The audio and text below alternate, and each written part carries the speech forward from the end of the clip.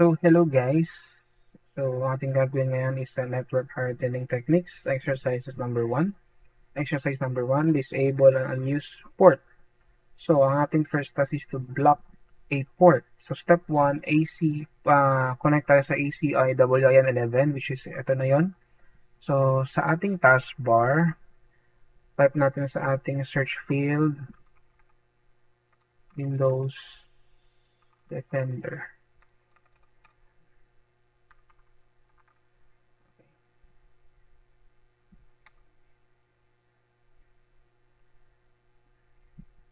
Now, sa ating Window Defender firewall, with advanced security window,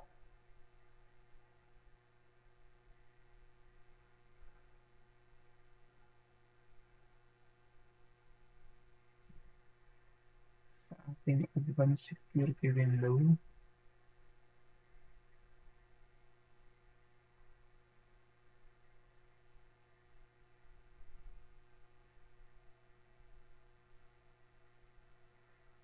okay, masyado kasi ako nagmamadali. Windows Defender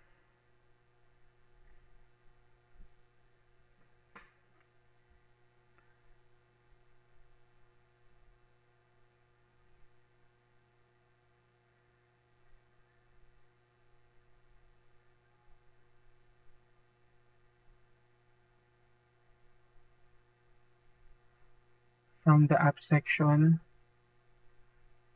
Eto, Windows Defender Firewall with Advanced Security. Okay. Select natin yung inbound rules.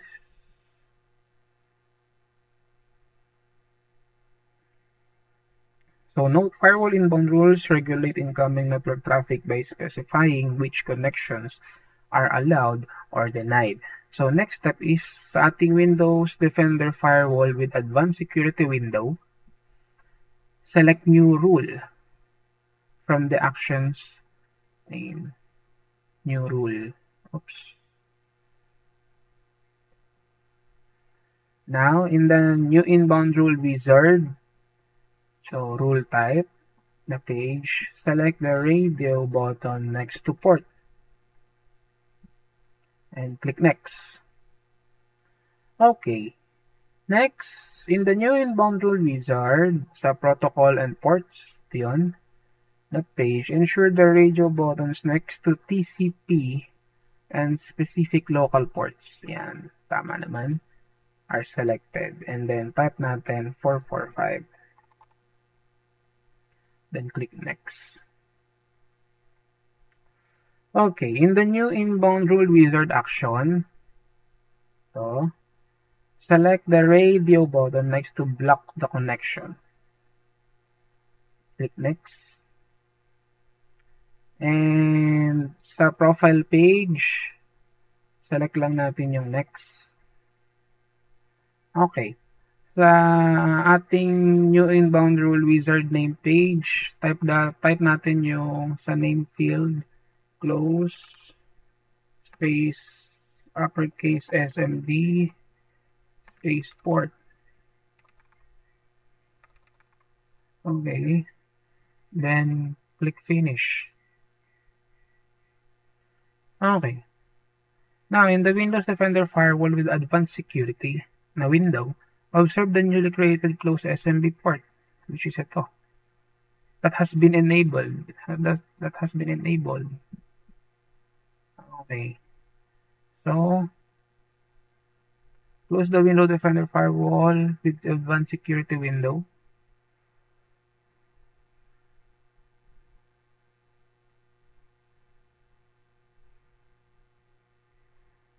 Enabled, yes. Close na natin to. Then, next. Exercise number 2, configure an ACL rule. So, ating first task is to block an AP address. So, step 1, dito pa rin sa ACI WIN11. Select natin tong Microsoft Edge. And then, sa Microsoft Edge, type natin 192.168.0.5 and then press enter. And then let's use the sa pfSense, let's use the default admin password. Enter.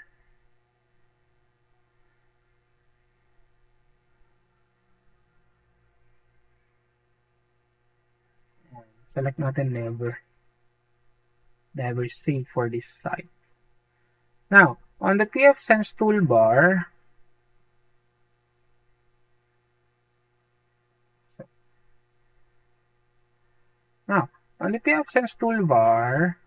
click the firewall, drop down and select rules.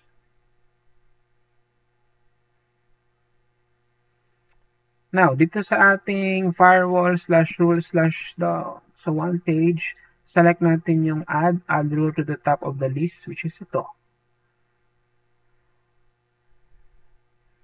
Then, doon sa firewall rules edit page, sa edit firewall rule, ito yon. Select the drop-down menu for the action, then select block.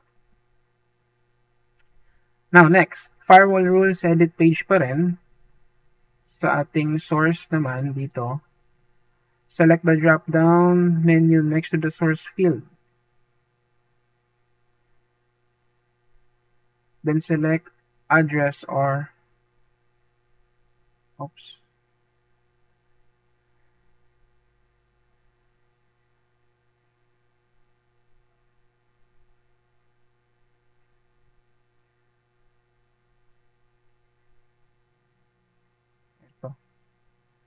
address or alias. Then, sa ating, dito pa rin, sa may source, type the following source address field. 45.116.226.139.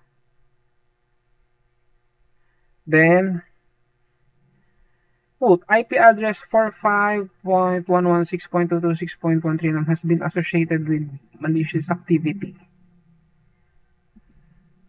So, dito sa extra option, select natin yung select the checkbox for the log option. And then, click save. Then, apply changes lang natin. So, observe the newly created ACL entry blocking access from the designated IP address. So, let's close the Microsoft Edge. Next. Exercise 3. Change default configuration. First task is change default password for a guest account. So, in the ACI Practice Lab interface,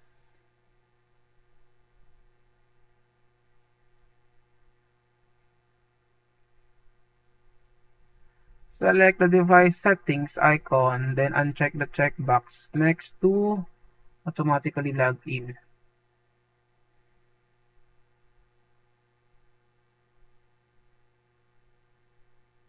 Ito ba yun?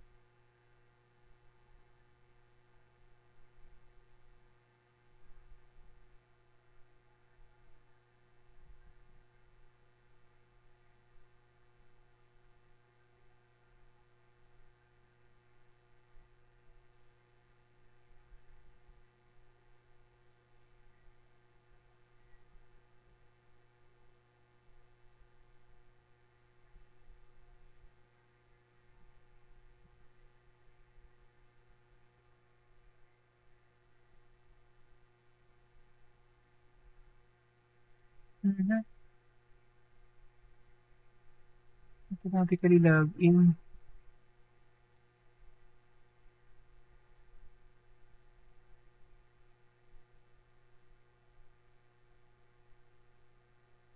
Okay.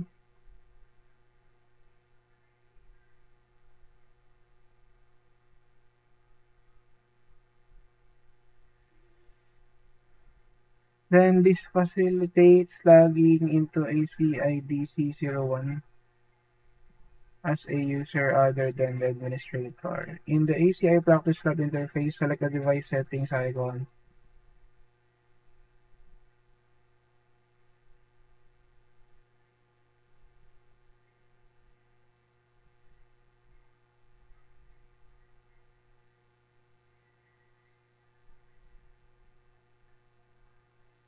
And connect to ACID 01.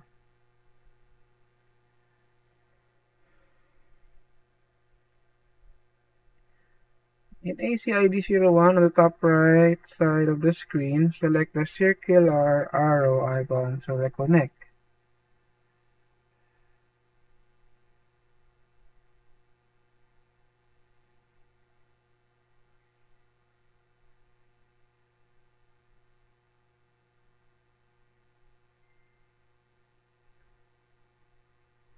On the ACID C01 login page, oh,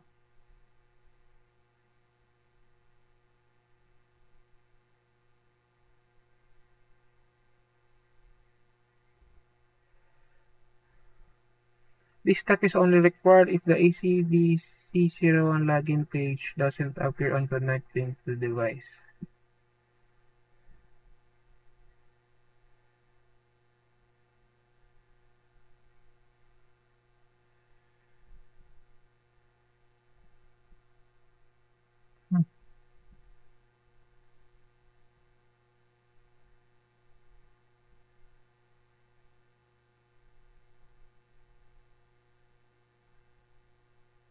Wait,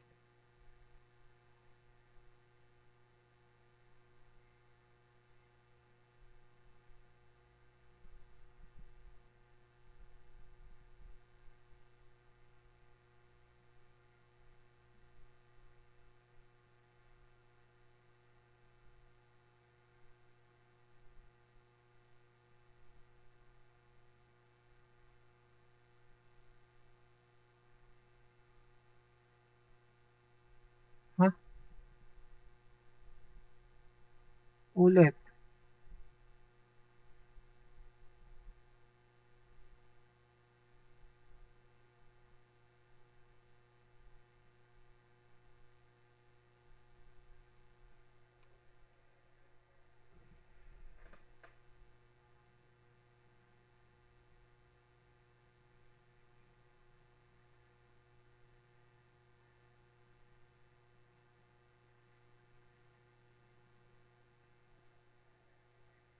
This facility is logging information as a user other. And there is a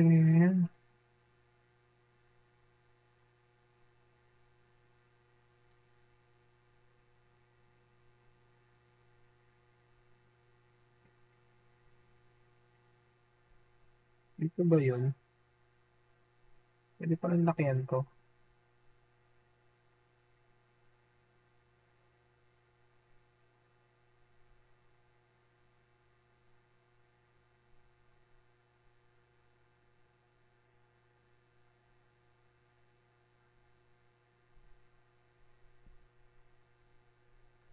Select connect.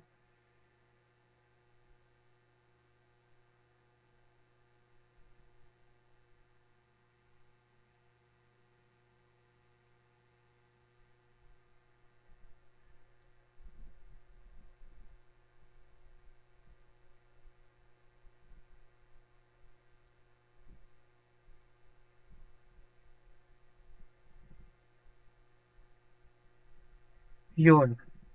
Finally. Select other user. Then, lagyan natin guest. Click the arrow.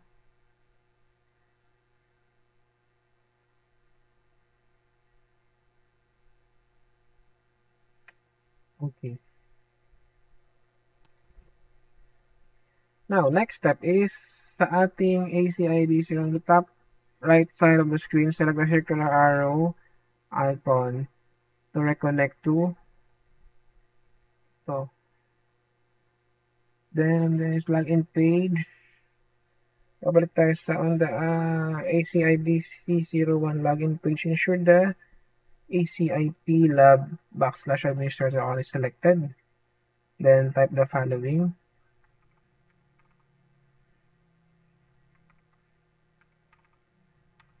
Password. Click submit.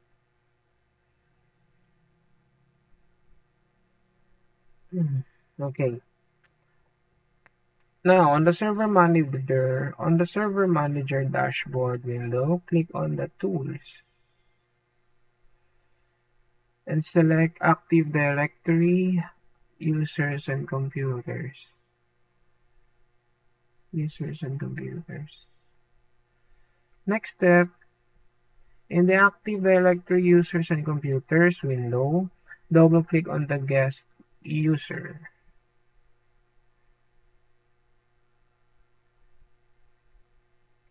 Okay. Now, sa guest properties window, click natin yung account tab. And sa account tab, deselect the checkbox next to the password never expires.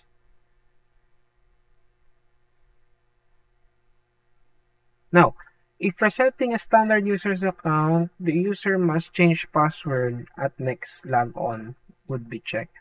Now, in the guest properties window, select OK. Next, in the Active Directory users and computers window, right-click on the guest account and select Reset Password.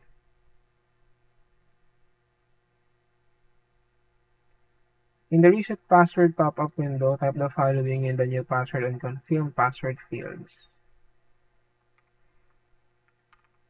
Password 123.